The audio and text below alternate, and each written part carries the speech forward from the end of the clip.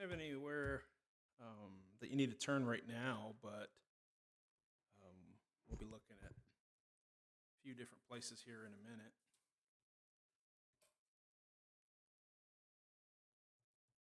One that I forgot to write down. uh, and I want to preach tonight on, I don't remember why I came up with this originally, just thinking through the past Wednesday night messages and trying to line them up in some ways, just kind of like practical things for the church and no type of series or anything really, but just I was just thinking about things that went along with previous Wednesday night services here of late.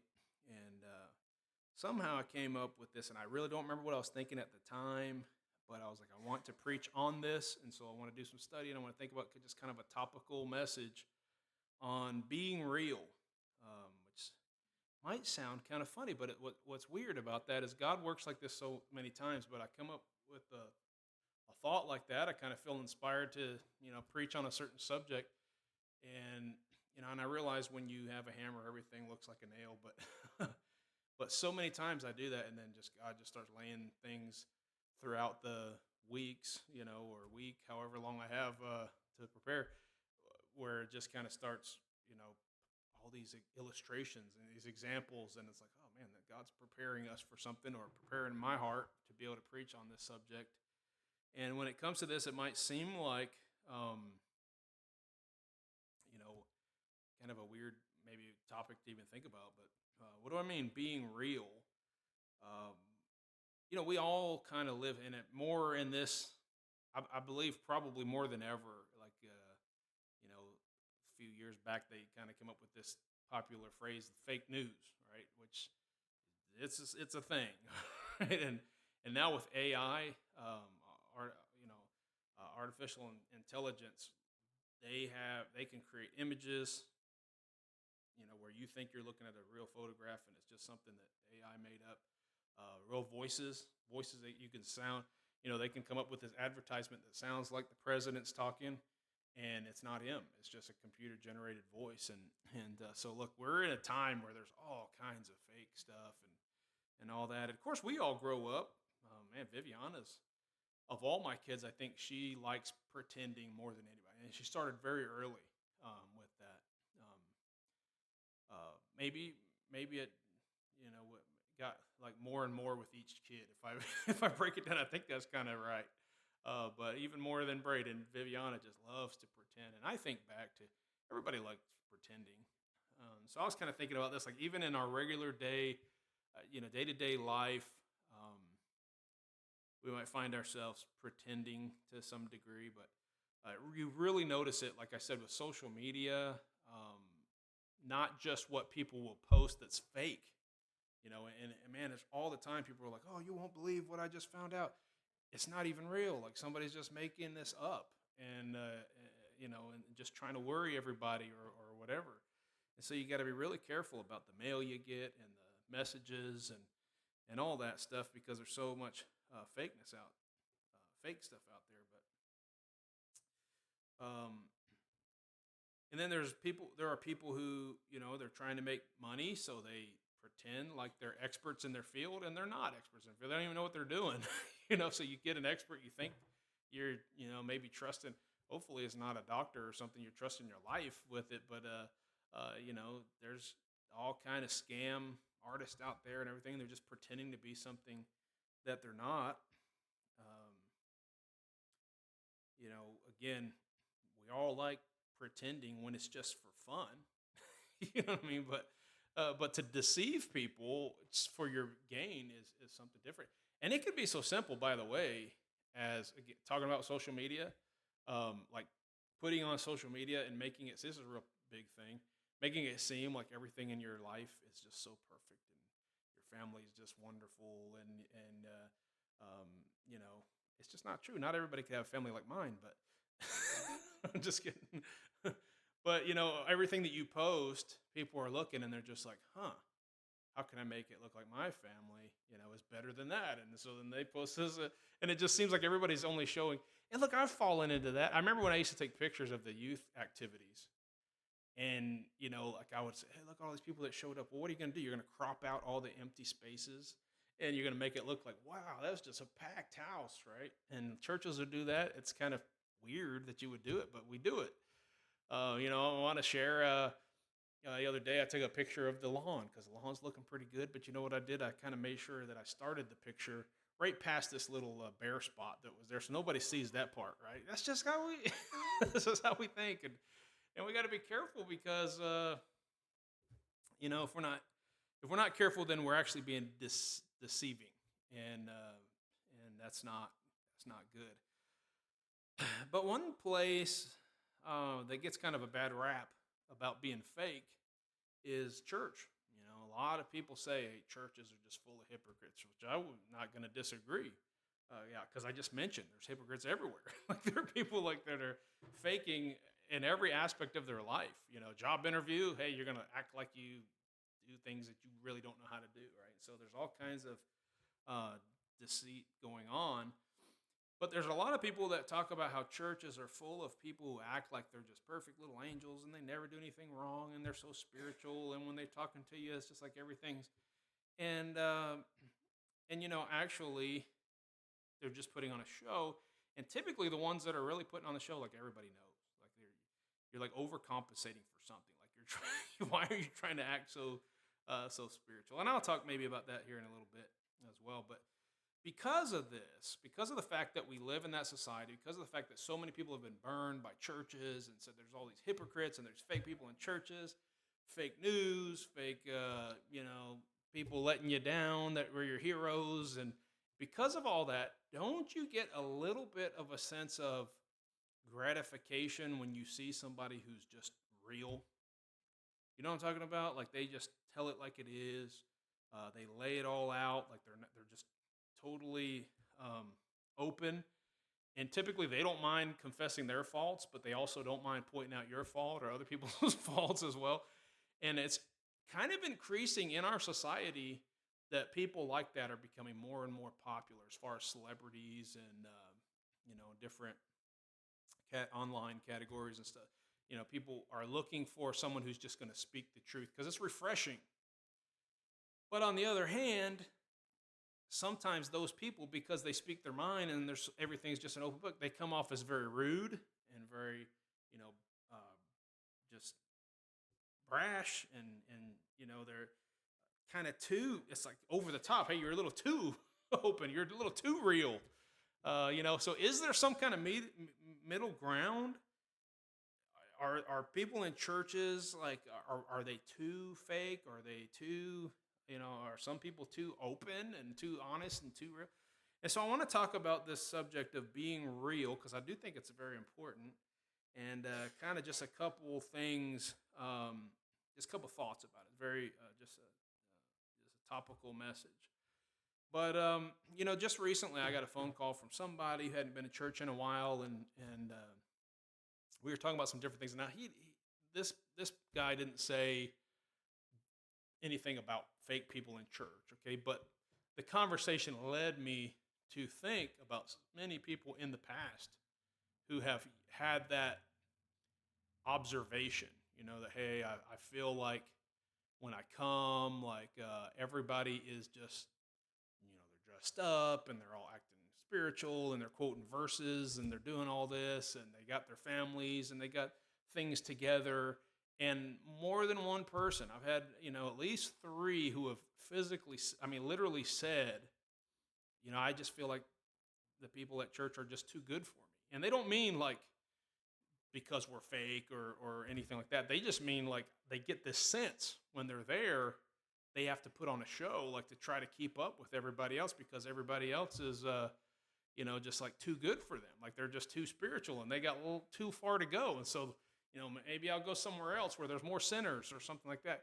And every time I have that conversation with somebody, I'm like, look, then everybody's got the wool pulled over your eyes because all of us have our struggles, and none of us are just like squeaky clean, just perfect Christians. Yeah, some people have been going to church a whole lot longer. Some people have maybe been dedicated, or maybe they grew up and their parents, kept them from certain things. And so when you walk in, you feel like, hey, I should look more like that. I should be more like that.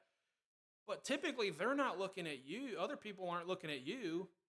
like, oh, I'm so much better than. And if they are, that's their problem. That's on them. That's obviously wrong. But if somebody walks in and they feel like, man, everybody in here is just better than me.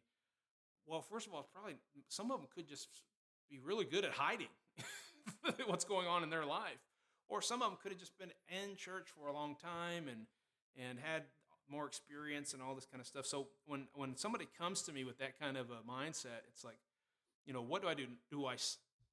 Here's a couple thoughts you might have. Like, oh yeah, man, I don't want people coming in here and thinking we're fake. So then you're tempted to almost, well, I'm not, but there are churches who are tempted to go to the other extreme. Well, you know what? We need to make sure that everybody feels welcome here. And so first thing we're going to do is nobody's going to dress up.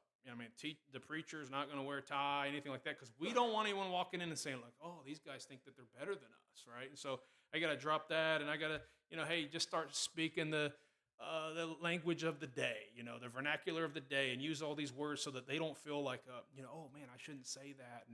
And man, some preachers even cuss from the pulpit, or they use the music of the day because we don't want to offend them and think like, oh, they think that you can only listen to hymns, and you can only speak in the these and thous and all this kind of stuff.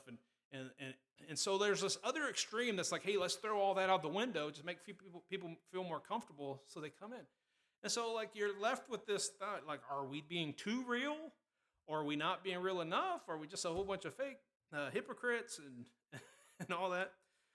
But here's what I've noticed, all right? I've been going to church long enough, and I've seen this kind of stuff happen enough times that oftentimes what I've noticed is the same people who tend to criticize church for being full of hypocrites and having too many people that are just like acting like they're better than everybody or whatever. Usually they are the ones that when they do come to church are way over the top, trying to speak the right language and say, oh, well, I did this, and oh, I pray every day, and all this kind of stuff. And everybody's looking at them like, why are you acting like that? You know what I mean? We don't expect anybody to act like that. But a lot of times what they're doing is called projecting, okay? So in their mind, either they're thinking like, man, I've got to put on this show, and so therefore they just assume everybody's putting on a show, or they think that everybody's putting on a show, so then they decide that they're going to put on a show. Either way, that ends up them being the hypocrite because they're putting on the show, and that's not really them. And so we wouldn't want anybody to do that whenever they come. We want them to be real, and we want to be real, okay? But what does that mean? That's what we want to look at. What? Here are some thoughts about being real, okay? Go to Proverbs chapter 6 to start with. And the first point that I want to make is just simply this, just to kind of get us started and down this topic here. We need to be real because God despises lying and deceit, okay? Proverbs chapter 6.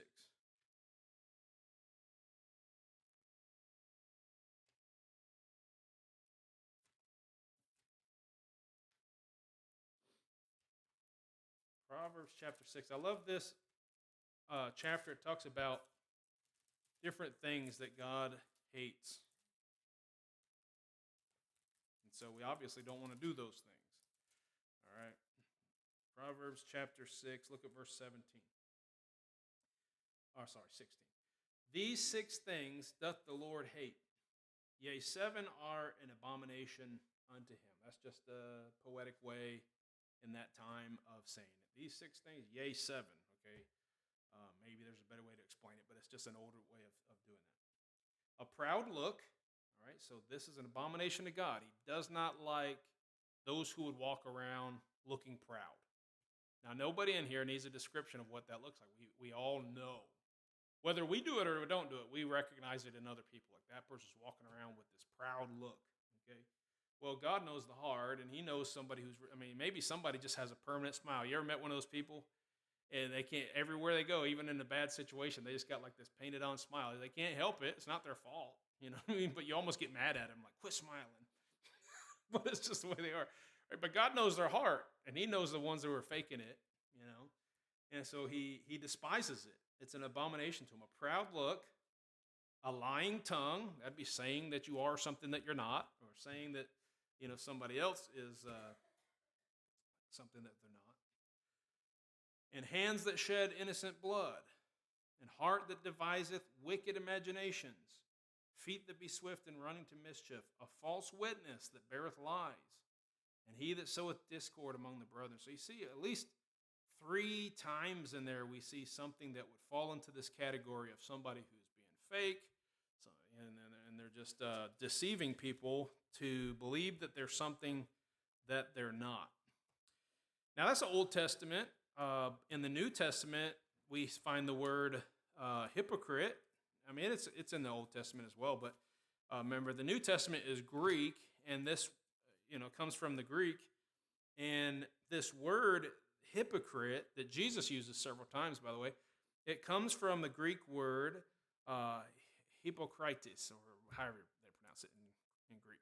Okay, and but you recognize that word, right? So the English word just is like it's taken right from the Greek, and basically that word means an actor.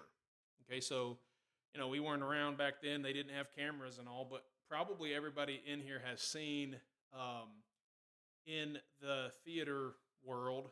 A lot of times they'll use these masks. One's smiling and one's frowning. Have you seen that?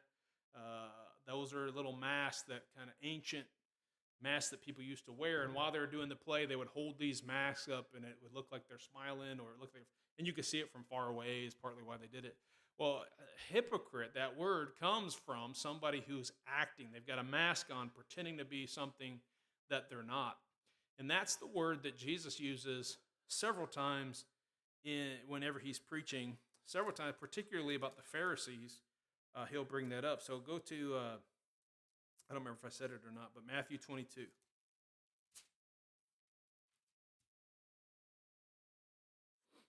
Matthew 22, and really this whole chapter, most of this chapter is him dealing with the hypocrites here. Look at verse what did I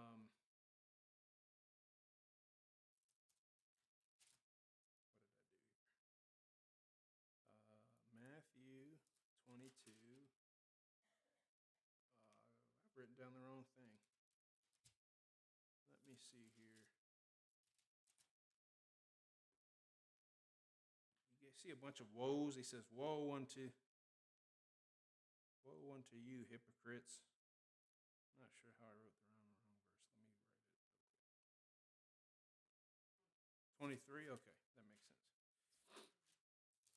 I do that a lot. Okay, like you didn't notice. All right, look at starting at verse 25.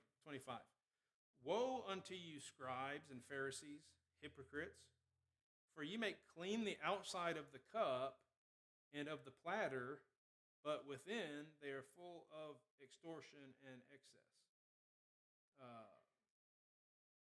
Thou blind Pharisees, cleanse first that which is within the cup and the platter, that the outside of them may be clean also. Woe unto you, scribes and Pharisees, hypocrites, for ye are like unto the whited sepulchres, which indeed appear beautiful outward, but are within full of dead man's bones and of all uncleanness. Even so, ye also outwardly appear righteous unto men, but within ye are full of hypocrisy and iniquity. Okay, so he uses a couple examples there. It's like somebody would take dishes and say, like, well, man, if we're going to serve with these cups and with these, bowls, like, let's make sure the outside's nice and clean and sparkling. But like they don't even bother washing the inside because they don't care about that. They only care what everybody else sees. Okay, you can see why he would call that a hypocrite.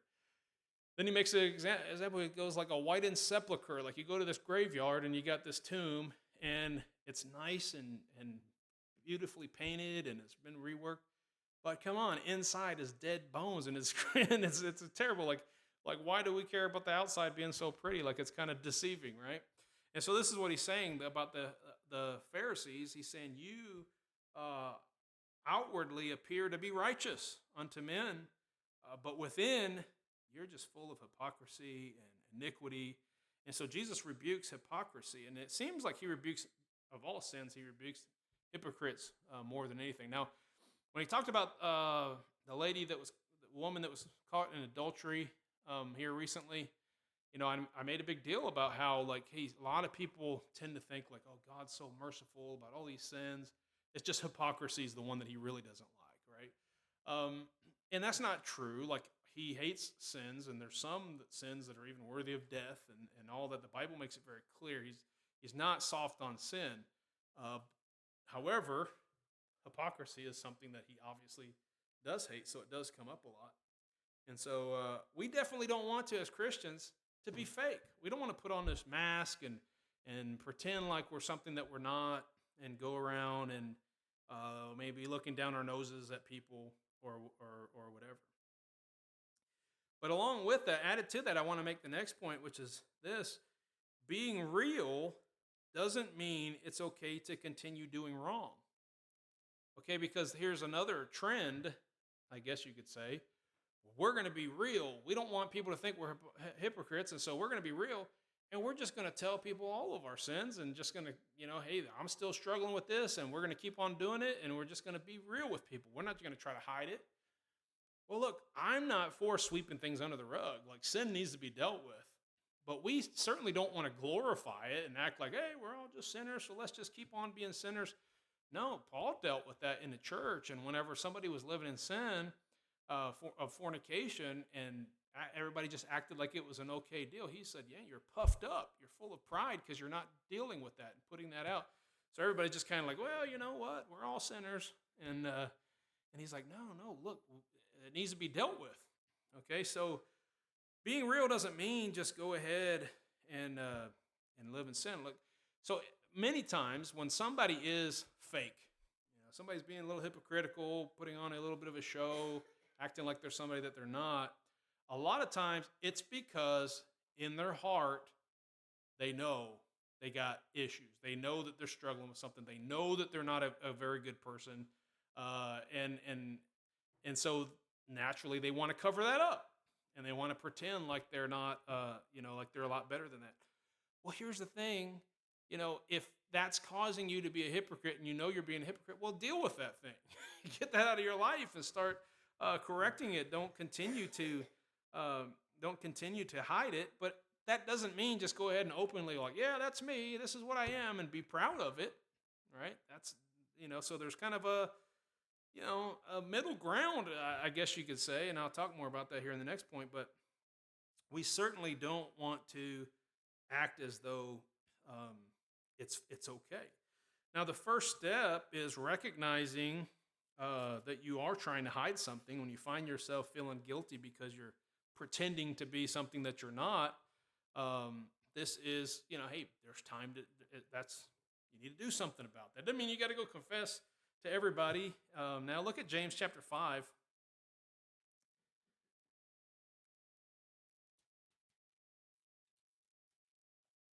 James chapter 5. A lot of times this is, I think, taken a little bit too far, maybe in the way people talk about it. But let's read it. James 5, verse 16. Confess your faults one to another, and pray one for another, that ye may be healed. The effectual, fervent prayer of a righteous man availeth much. So look, what it's saying here is, yeah, there is a time, and it's a beautiful thing, really, when somebody it comes and look, I'm not a priest, I'm not a father. Don't call me father. You don't have to confess your sins to me behind a closed door, behind a curtain, anything like that. But there are times where someone's like, hey, I've strayed away from God. I'm not living for Him, and so now something is happening in my life. Whether it's a sickness or just falling on really rough times. And, oftentimes somebody might come to this question like, well, how do I know that the bad things that are happening to me right now is judgment of God? Now, there are some people that would be like, no, God never does that. Well, He most certainly does, according to the Bible. So you could be sick, and it's because of your sin. You could have bad things happening in your life, and it could be because of your sin.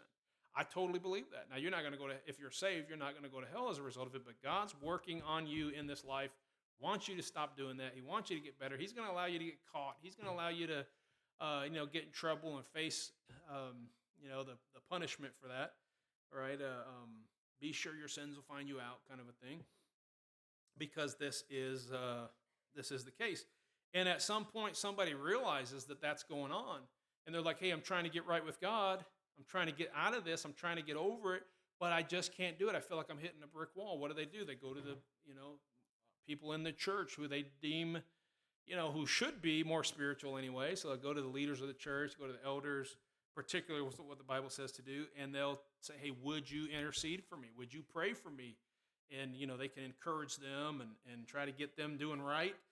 And they can pray, "God, would you forgive them of this?" And provided that they get right and they get back into serving you and all this, would you just forgive them and help them to have peace and move on?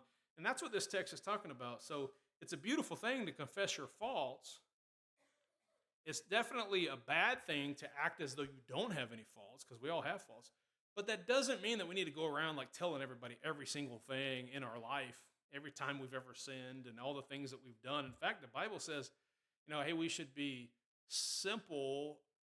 Let's see, wise concerning the good, I'm paraphrasing, and simple concerning the evil. Okay, right? We shouldn't just know all about evilness and talk to people about all the different sins that we've done. I've talked to a lot of people who have had a rough life with drugs and alcohol and all this, and so I've learned a little bit just from listening to them, but there's so much that I don't know about it. But you know what? As a result, I don't need to sit there and live it. I don't need to be around it and completely understand it to be able to know it's wrong. And I'm afraid some people have been desensitized to sin because they've just confessed it and been like, "Oh, I'm struggling. Here I am again." But you know what? God's merciful. Well, yeah, he's merciful, but you need to stop doing it. And so there's there's this kind of like two-edged sword. Like, people go too far one way, they go too far the other way. We should constantly be trying to discover, and this is why mature Christians who have already been through this, they might appear like, "Oh, these guys, they look almost fake because nobody's that squeaky clean or whatever." But it could be that in their life, one after another, they've had things that the Lord has brought up in their life, and they said, "Man, I got to get this right. I got to quit living this way." And then they've gotten that right, and then the Lord has showed them another one, and they're like, "I got to get this right," and He showed them another one. Maybe they fall in one area a little bit, but hey, after years and years of walking with the Lord, they've gotten some of that stuff out of their life. Or maybe they started young enough where they had parents that stopped them from even going down certain paths. And so to the world, where somebody just got saved, but they've been in the world a long time, it looks unbelievable. Like that anybody could have never smoked and drank, and they never cussed, they never, been in certain circumstances, virgins before they get married, and all these things are just so bizarre that people think like there's no way anybody could be like that. They must be faking. Well, maybe they're not. But you know what? Even if they are, if they look squeaky clean to you, there's plenty of sins in their life that they need to deal with as well. So none of us are better than another person. Look at Galatians chapter 6.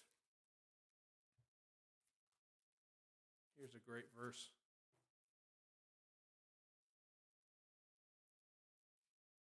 There's a lot of places we could look at about, not thinking of yourself higher than you ought. Let's see, where are we going? Galatians chapter 6. Brethren, if a man be overtaken in a fault, happens all the time, right? Whether or not they were faking it, whether or not they were, open about some sin that's in their life, or maybe they just kind of fell back into some kind of a sin, but they're overtaken in it. It has consumed them, and now they've fallen into, and it's a known thing. Ye which are spiritual, restore such an one in the spirit of meekness. Now, why does he say in the spirit of meekness? Well, here's the next part of the verse, and it's so important for us to get. Considering thyself, lest thou also be tempted. Like, it's so important whenever we help somebody out who's living in, and I recently had somebody calling me, and he's telling me, some things that are going on in their life, and they're like, "Hey, I'm coming to you because you're spiritual and you got yourself together and all this kind of stuff." And I'm like, okay, I'm a pastor. I should be a leader. I should be a good example, but don't think that I'm better than you. Like we may be in different places. We might have different positions, But I could easily, given my upbringing or any number of things, could be changed, which I could have went right down the same path you did, or tomorrow I could be tempted with a certain sin, and that temptation could be presented in such a way that I fall right into it as well. Like, none of us are beyond that. So don't ever start thinking, whenever you're trying to help somebody out of a situation, that that couldn't be you, and that you couldn't ever fall into sin. Like, I believe that's what he's saying right here. Consider thyself, lest thou also be tempted. Okay, so you think that way, and you remember where you've come from and all the different things you've had to deal with and continue to deal with. It sure does help you. You know, you're not going to hide the sin. You're going to deal with it. And if somebody's coming to you and a problem, like, you're not going to make light of it, act like it's no big deal. But it does help you have a little bit of mercy when you realize, like, you know what, that could be me. That could be somebody I love going down that same road. And so you're going to deal with it in a different manner. Okay, so first of all, we need to be real, because God despises lying and deceiving. We certainly don't want to be deceitful. But number two, at the same time, keeping, I'm sorry, number two, but being real doesn't mean being okay with or continuing in sin. Okay, so we want to be real, but we also want to deal with sin. And so the third thing, kind of bringing those 2 points together, keeping some things hidden. Now, we're not talking about sweeping it under the rug, okay? But, the fact that somebody has kept certain things hidden, and maybe it comes out later on in life, hey, you didn't ever tell me you had a problem with this, or you didn't tell me that once before you did such and such, or any number of scenarios, okay?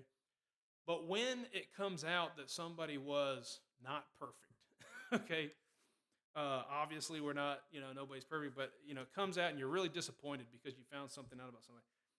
Keeping some things hidden does not make everything about that person fake, okay? And here's the thing: when someone says, they're all hypocrites, what they mean is somebody that they know was a spiritual person in church, serving the Lord, and then it was found out they had a sin in their life. And they're like, oh, they're all fake. They're not as perfect as they thought that they were. Well, wait a minute. None of us are perfect, and we all know that. We all say that, right? So it shouldn't be a surprise that anybody has some quote-unquote skeletons in the closet, right? Now, I'm not saying they should be there, and they shouldn't be lying about that, but the reality is we shouldn't be that shocked to find out that somebody has. In fact, I would say we could assume that everyone has a few things that they would really rather not everybody know about. You know what I mean? Either that they're dealing with now, or that they have in their past, or something like that. So, and it's not that they're being fake. It's just, what, they don't want everybody to know about that. And there's something that hopefully they're dealing with. And if it comes to light, somebody's been hiding something because they didn't want anybody to know, and then all of a sudden it's exposed. Hey, they've got this great sin, that they've been hiding from everybody. Then it needs to be dealt with. It's not like what swept under the rug, and it's not like, oh, that person's just been a deceiver the whole time. He's been fake, or she's been fake. No, it needs to be dealt with, but it also needs to be understood that, hey, every single one of us could be in that situation. Every single one of us probably has some things in our life that we don't want exposed, and it doesn't mean that they're being fake just because they're living the Christian life, and maybe they got something that they're still dealing with. Now, obviously, if they are hiding these things, their prayer is going to be hindered, And sometimes you can kind of sense about somebody, man, something's going on with that person, because they just don't seem like they're there spiritually. You know what I mean? It's not that they're lost, but they're just not somebody that you'd want to pray for you. You know what I mean? They're not somebody who you would trust gets a hold of God in prayer, because you're like, they just seem so distant spiritually. And a lot of times that is a result of there's some sin that they're holding on to. And again, I said all of us have some kind of sin, but there are certain sins that I believe that that is stopping that person from being able to even have fellowship with the Lord. So I think I started to say this earlier, and I never got it out, but sometimes people will have a bunch of things going on in their life, and they'll say, look, how do I know this is the judgment of God? I don't know if you remember me saying that. I don't think I ever answered it. Okay. How do I know? Like these bad things are happening. How do I know it's the judgment of God? Well, here's my response. Here's how I always answer that. You will know because the first thing that's going to come to your mind is this is this is the judgment of God. And when you know that, that means hey, there's something that you're holding on to, you're harboring onto. You know you need to deal with it, but you're not. And now every time something bad happens, you're just like, oh, this is the judgment of God. This is the judgment of God. Sounds to me like you got a problem. and it probably is a judgment of God on your life until you get that particular thing dealt with. Okay. And there's always going to be something. Some are going to be worse than others, but there's always going to be something that we need to work on. And hopefully, years after being a Christian, like you've been a Christian for 10 years, you know, when a guy's been a Christian, let's say 20 years, okay, when a guy's been a Christian for 20 years, I hope that they're farther along than someone who's been a Christian for 1 year because they've got a whole life, Christian life of learning how to deal with these things and learning, if I don't get this out of my life, God's going to make sure that, it's exposed, right? Just like, you remember that it talks about the Pharisees, wanting to be heard for their prayer. And Jesus says, you got to go in your closet and pray in secret. And the Father which sees in secret will reward you openly. I believe it's the opposite too. But the things that you're holding on into secret, hey, God's going to make sure that you're punished openly for that. And nobody wants that. Nobody wants it to come out and everybody's like, oh man, what a shame. That guy was dealing with this and nobody knew about that. And 90% of people are going to be like, oh, he's fake, he's a hypocrite, hey, he never loved the Lord anyway. And like I said, that's not right. That's not true.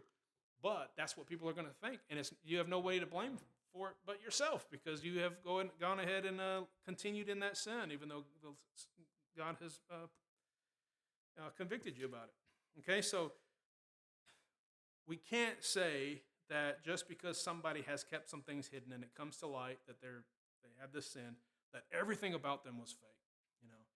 And I remember a time where actually I confessed some sins in my life when I was in Bible college, and I confessed to my wife, and I told some other pastors that I know some things I was dealing with, and I wanted to get it right, and I came forward, and I remember telling this one preacher, and I regret this to this very day that I told him this, and I said, I basically said something along the lines of like, man, I've just been living a lie. I've been going to church, I've been doing soul winning, I've been doing all these things. And I was indicating that, but I was holding on to this sin, and so therefore everything I was doing was fake. And I've regretted saying that to this day because I know it's not true. Like I know that I was still serving the Lord. I still loved the Lord, and I was still struggling with this. I hated the fact that I was dealing with this sin. And so just because that came out, it doesn't mean that everything about me, and I'm only using myself as an example so you can fill in the blank for yourself, but that everything was, or somebody else, I should say. If you know someone else who is a certain sin or found out, guilty of some kind of a sin, like, hey, don't write them off and think everything that they did then was fake, okay? That's an important thing to remember. And so, when it comes down to being real, we should just be real. Yes, we shouldn't be hiding things. We shouldn't be acting like we're better than we are. But we also shouldn't be like, well, you know what? I don't want anyone to think I'm being a hypocrite, so I'm just going to come out and just be so open about everything and make light of sin and be super casual in my Christianity and stuff like that. No, that's going to the other extreme. That's like throwing the baby out with the bathwater, Just be real in every area, and you shouldn't be holding on to sin. You know why? Because you should be dealing with it and getting it right. But if you do have something that you've been struggling with and it hasn't come out, whatever, you get it dealt with. But if it comes out, everybody else should have the attitude that it's like, you know what? I got things that I'm dealing with too. And that helps you be merciful, Always worried about those people that just act, that genuinely do act, or maybe there are people out there. Now, I don't know very many in the circles I've ever been in, but there are religions that are kind of works-based salvation. And if you talk to those people, they will say, like, I don't sin. I have no sin. Or they'll say, like, I've sinned a few times, but I've confessed it and I've gotten it right. But ever since I've been saved, like the Holy Spirit helps me and I never sin. Well, First John says that you're a liar if you say that. Okay, so I don't believe anybody that says, like, hey, I don't have any sin. But usually what happens is they have to, because they believe that their works are going to get them to heaven, so they have to justify how what they did wasn't a sin. And so everybody else is like, well, they're sinners, but the things that I do, like those aren't really sins. Look, you're a sinner. you and when you realize how wicked your sins are, it helps you be more merciful on other people, right? Because it's not that you're okay with it or that you're going to sweep their sins under the rug, but you understand that they're human and you're human, and you can kind of relate to that. And so he who's been forgiven much forgives much, or however that goes. Okay, so just keep trying to clean up your life and be merciful with others. And when you find out somebody isn't as perfect as they tend to lead on, don't be surprised. You should never be surprised when it comes to. Now, there are some shocking things, and usually it's whenever it's a pastor. If a pastor comes out and he's having an affair or something, well, look, that's wicked, and he ought to be rebuked. And don't ever feel bad that people are rebuking them, because there's a person who publicly is claiming to be the voice of God. Not the voice of God, but you know what I mean, to be preaching the voice of God, and they're living that kind of a lie. That's a big deal. Okay, so don't misunderstand me. But at the same time, you're going to find out someone's going to lose their temper, or somebody's going to say something that you didn't think that they should have said, or you're going to find out somebody watched something that you didn't think that they should have watched, or whatever the case. You shouldn't be all that surprised, okay? Because nobody in here is as perfect as they wish. They could display, like the social media life where everything's cropped out and cleaned up and edited. And they're just, some people are so edited that it's ugly. Have you ever seen anybody? Maybe some of you aren't big on social media, but there are some ladies that you look at their picture, you're like, oh, that's gross looking, because it's like they faked everything. Like, hey, they made their lips look bigger, and they warped their eyes, and they did all this kind of stuff. Like, you look like an alien. Like, you think that looks good? Yeah, nobody looks good whenever they try to when they're fake. Okay, and so we don't want to be fake, but we want to be real, which means, hey, don't hide sin either, but don't be so light on it that you're too open about it. If that makes sense. Like, all right, I hope that did help. And again, love, judge. We'll close it with Micah 2:8. What is it? Micah 6:8. He has shown that. Yeah, Micah 6:8. If you need it, look it up in your Bible. We'll close with that as a song whenever Valerie gets out here. But he has shown the old man what is good. What did the Lord require of thee? But to do justly and to love mercy. That's what it comes down to. Be merciful, but at the same time, love justice. And it doesn't mean that you need to be like okay with people doing wrong. All right. Micah 6:8. Go ahead and stand if you would. If she's not here, we'll just do it a cappella. Micah 6:8. He